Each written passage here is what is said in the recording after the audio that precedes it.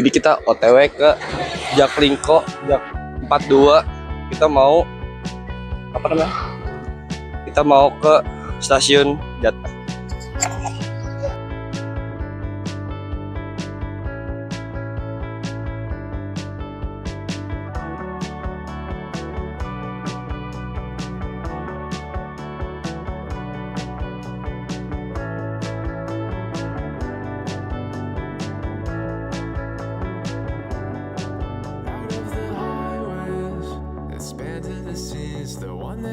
Oke, kita udah sampai di depan stasiun Jatinegara.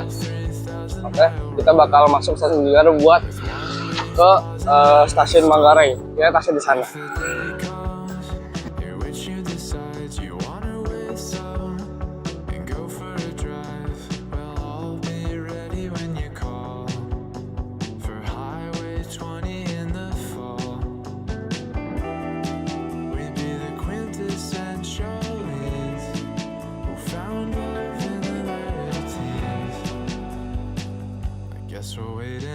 Jadi kita mau tap-in buat masuk ke peron.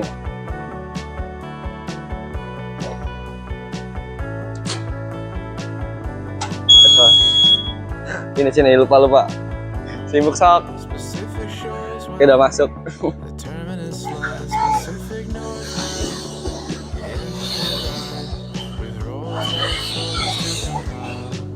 Oke, kita udah sampai di stasiun Manggarai. Kita mau lanjut ke stasiun Juanda atau stasiun Gambir buat ke museumnya.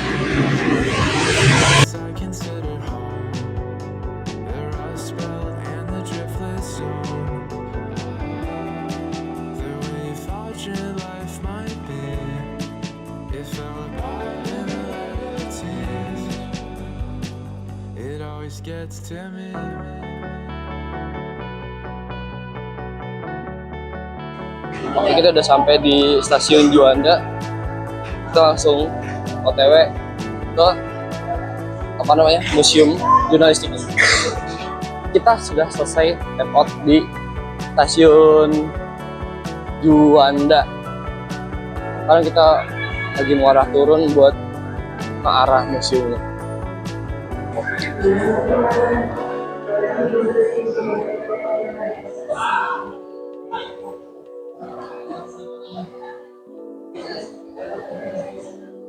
Oke, sekedar informasi buat kalian yang kalau mau naik bis tingkat, itu bisa dari stasiun Gambir, kita bisa kayak gini nih.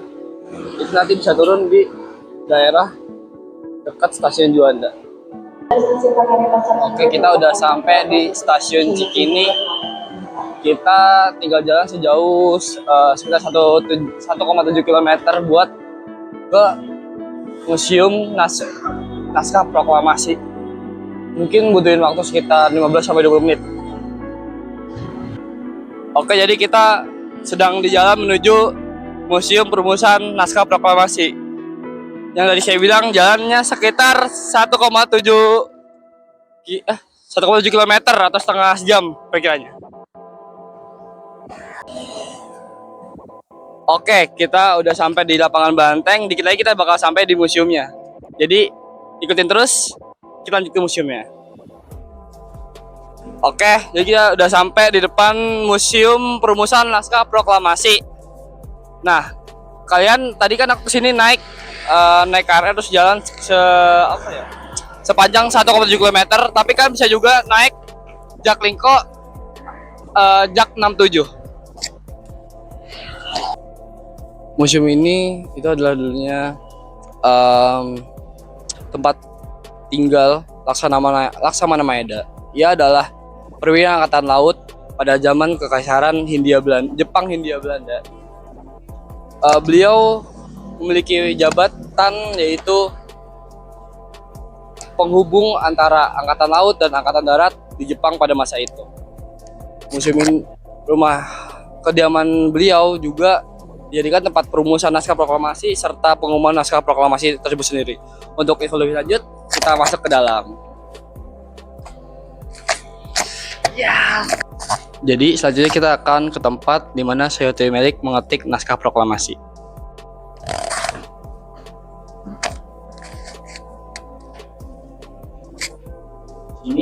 Saya tim lagi setelah diumumkan dan disetujui oleh para hadirin, saya tim Melik dan dengan BEM dia ditemani oleh BEM dia mengetik naskah proklamasi Indonesia tahun 1945.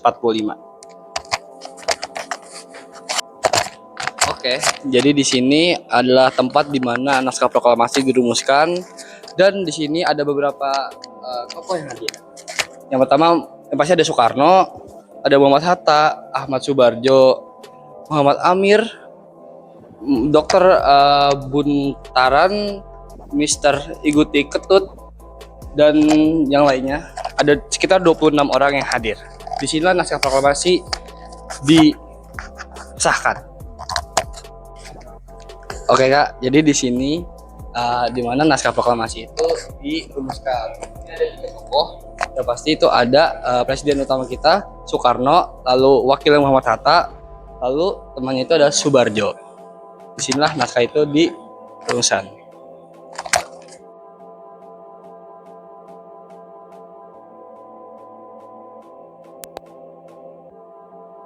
Terima kasih udah mau buat jadi narasumber aku. Mungkin saja. Iya, makasih ya Kak. Iya. Ya. Mari Kak. Iya.